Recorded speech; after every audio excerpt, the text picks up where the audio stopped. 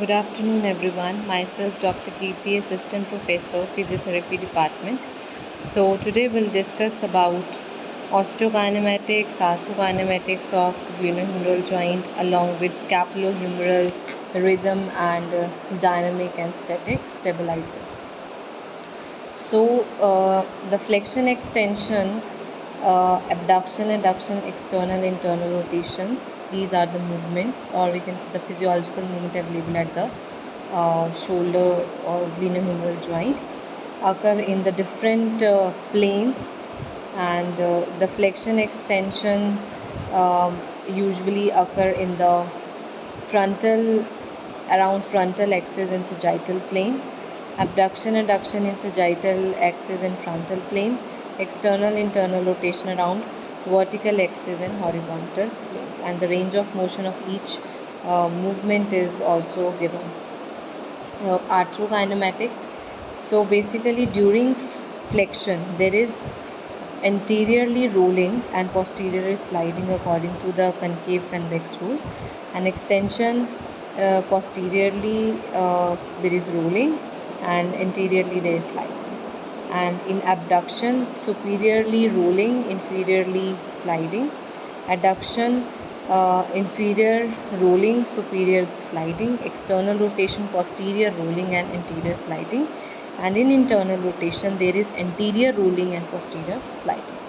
So basically the scapulohumeral rhythm, which now abduction involves rotation of scapula as well as movement at the glenohumeral joint. So for every 3 degree of abduction of arm, there is 2 degree of abduction occurring at the glenohumeral joint and 1 degree of abduction occurs at the scapula.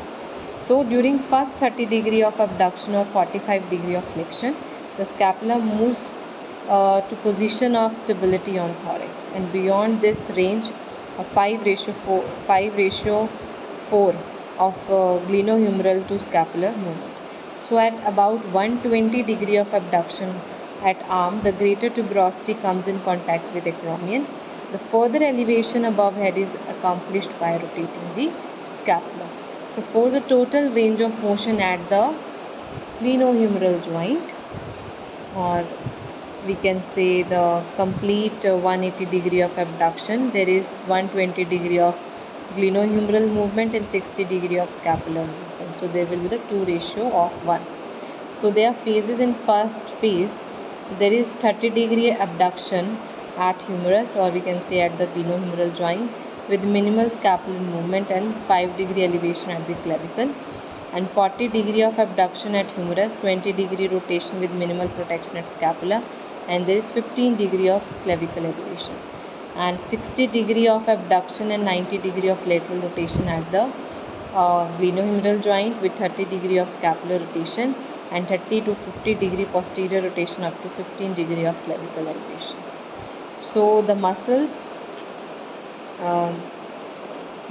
are shown here, like S denotes the supraspinatus, D here denotes the deltoid, T trapezius, and SA here denotes the you can say serratus anterior. During humeral elevation, the synchronous motion of scapula allow muscles moving humerus to maintain effective length-tension relationship throughout the activity, which helps maintain the congruency between humeral head and fossa while decreasing the shear force. So during first 30 degree elevation through the supraspinatus, elevation of humerus by deltoid muscle along with upward rotation of scapula by upper and lower trapezius and serratus anterior. So the static stabilizers, we are due to incongruency of glenohumeral articular surface, the bony surface maintain joint contact in dependent position, and the humeral head rests on fossa. Gravity act parallelly to the shaft in downward direction. So there is a vertical pull to maintain the equilibrium. So the vertical force is applied by deltoid, supraspinatus, and long end of brachii. Line of gravity also act on upper extremity, create the downward force. So passive tension in structure of rotator interval capsule, like capsule, superior glenohumeral ligament, and coracohumeral ligament, that are taut when arm is at the side. So the resultant pull of both line of gravity and rotator interval capsule create the line of force that compress the humeral head into the lower portion of the glenoid scapula as shown here also. In dynamic stabilization, deltoid and the rotator cuff are the main dynamic stabilizers which provide stability during any shoulder movement.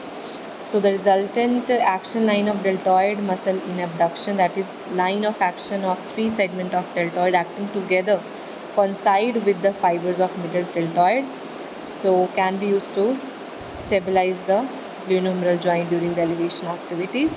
Also, the rotator cuff reinforce the capsule and contribute to the dynamic stabilization. So this is how the dynamic stability is given by the deltoid and rotator cuff. These are the references. Thank you.